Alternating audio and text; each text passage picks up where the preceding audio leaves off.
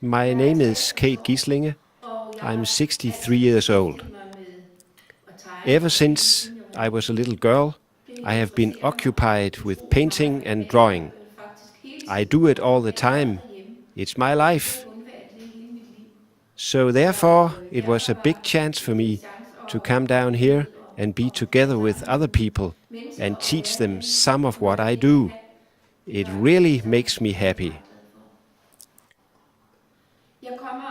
I'm here for 2 hours every Monday.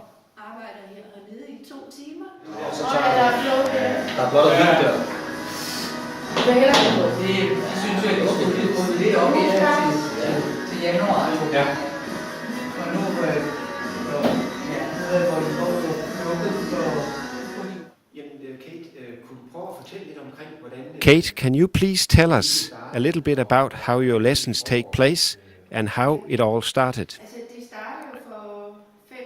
It all started 5 years ago.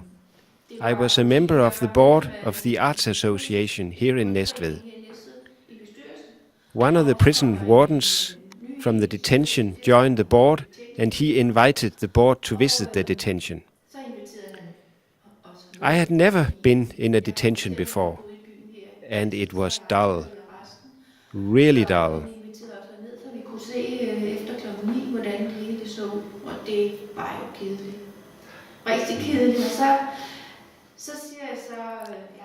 Then I suggested I would put some paintings on the wall.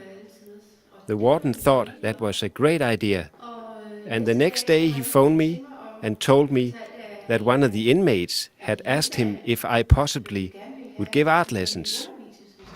I didn't have to think about that for more than 10 minutes, and I decided it would be an exciting thing to do. So that's what I did.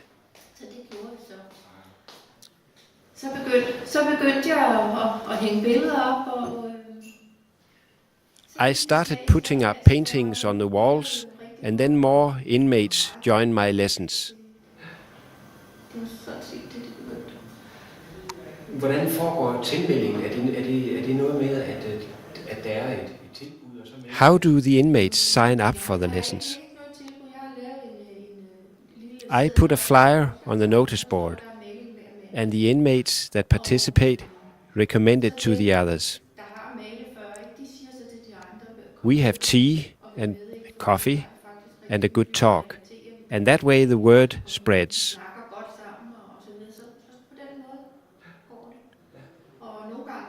Sometimes there's only one participant, sometimes 8.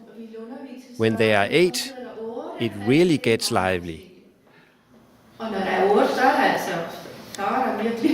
der virkelig mange, så er der gang i. Men det er sjovt, og vi snakker jo godt sammen. Ja. Jeg har et eksempel på I've got a good example.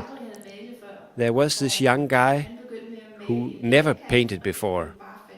He started painting a monkey, and it was really fantastic. Then I asked him, "How about painting my dog? We have a border terrier." "All right," he said.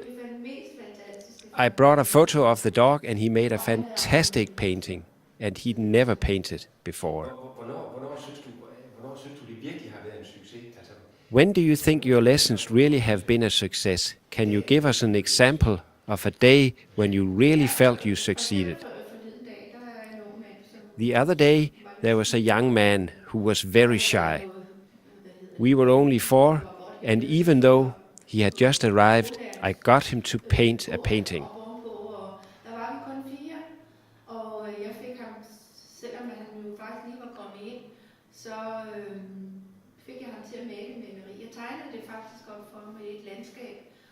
It was a landscape, and although he thought it was dreadful, It was really good, and it made him feel more self-confident. Så det var alle tiders. Men jeg har også et andet I've eksempel got another example. en indsats. One of the inmates was a drug abuser. He was really feeling bad, but he became a fantastic painter. In the beginning, he didn't want to do anything. He just sat there mumbling to himself.